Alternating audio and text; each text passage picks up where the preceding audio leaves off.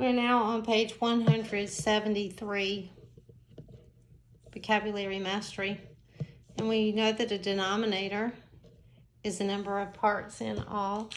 And we could just do it like this, D for denominator down. And numerator will be the number of parts you're talking about. D, number of parts in all. Dividend is the number that is being divided. It is the one that goes inside of our division problem. That's your dividend. And then your divisor, D-I-V-I-S-O-R. Obviously, we've got quotient. So our quotient over here would be the one that's going to go on top of the dividend. That's your answer in a division problem, is the quotient. All right, equation is using an equal sign. It equates whatever you're going to do with numbers. All right, a fraction, we know. Numerator, we know. Quotient, a unit fraction, and then a whole number. So when we think about a unit fraction, if we look it up in the back of the book, a unit fraction is a number with a numerator of 1, such as the numerator has to be a 1, so it could be like a half, a 1/4, or a 1/8, etc. Those aren't all, because it can go on. Those are unit fractions. Whole numbers, obviously, are exactly what they are. They are a set of counting numbers and 0. So whole numbers are 0, 1, 2, 3, 4, and then going on and on.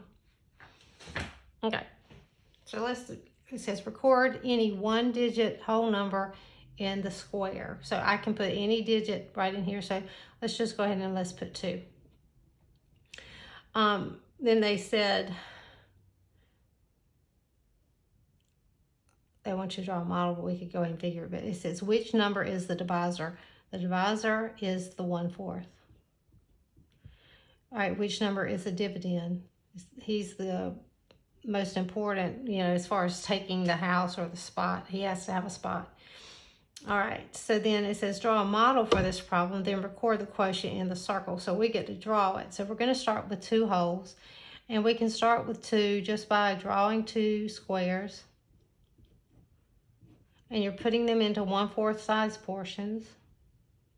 So that's 1/4, that's 1/4, 1/4, 1/4. And we're going to do the same thing right here.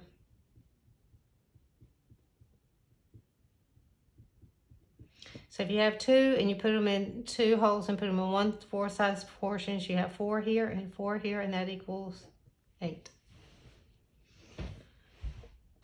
And then it says use words to explain how to divide a number by 1/4. How could I divide a number by 1/4? Okay, so let's try 3. You're going to divide it by 1/4.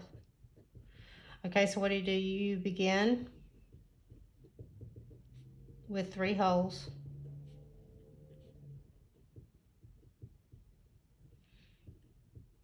And divide each hole into 1/4 size pieces. Begin by drawing 3 holes and divide each hole into 1/4 size pieces. Count the number of 1/4 size pieces. It says, what do you wonder about division of a whole number by a fraction? Okay, what do you wonder? So if I had 5 and you're dividing it by 1/3, one thing I'd wonder is when could I ever use this in my everyday life?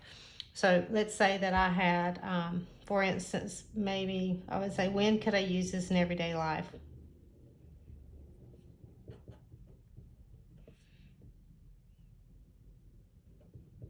When could I use division of a whole number by a fraction.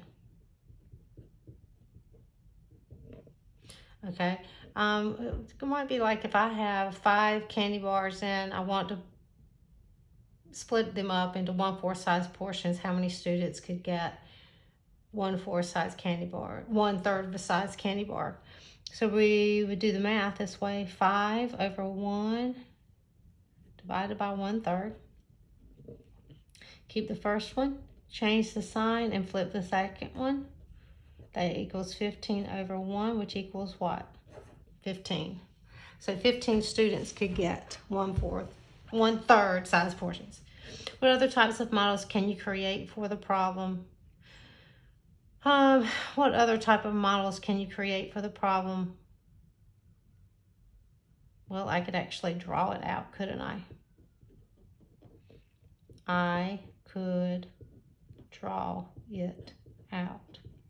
So in other words, you have 5 candy bars. Let's say they're some type of chocolate medallions. You have 5, and you're putting them into what? 1/3 size portions.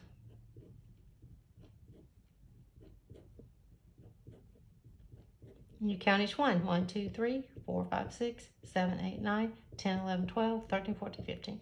All right.